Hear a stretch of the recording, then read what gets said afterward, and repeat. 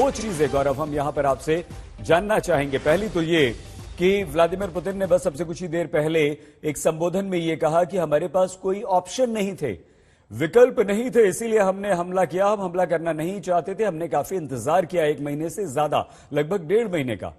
और उधर राष्ट्रपति जो बाइडेन क्या आज सैन्य मदद या रूस के खिलाफ अपनी सेनाओं को लेकर खड़े हो सकते हैं, ऐसा कुछ हम सोच सकते हैं या नहीं?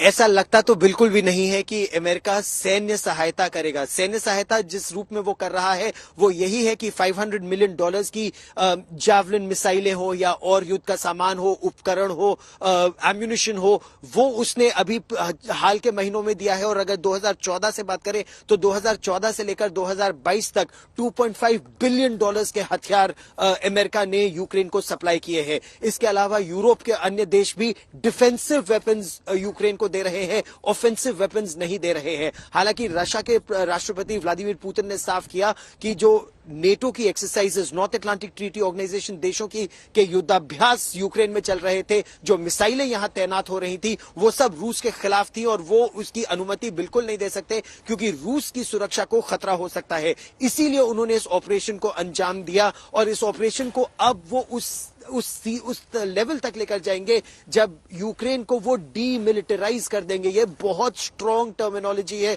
बहुत कठोर शब्द है जो रूस के राष्ट्रपति व्लादिमीर पुतिन ने जिन शब्दों का इस्तेमाल किया कि वो सैन्य शक्ति खत्म कर देंगे यूक्रेन की। और ऐसा करने की शक्ति और क्षमता, वो उसका प्रदर्शन वो सीधे तौर पर कर रहे हैं जब 8 हेलीकॉप्टर रूस के कीव में लैंड करते हैं और कीव के सबसे महत्वपूर्ण, एक बहुत महत्वपूर्ण अहम एयरबेस को वो अपने कब्जे में ले लेते हैं। जब गौरव, आपकी हम पूरी बात सुने उससे पहले एक महत्वपूर्ण तस्वीर हम आपको दिखा रहे हैं। ये दो जो तस्वीर आई हैं, ये प्रधानमंत्री नरेंद्र मोदी ने रूस के राष्ट्रपति व्लादिमीर पुतिन से जो अब से कुछ देर पहले बातचीत की है, 25 मिनट तक ये बातचीत हुई है। अपनी बात पूरी कीजिए गौरव।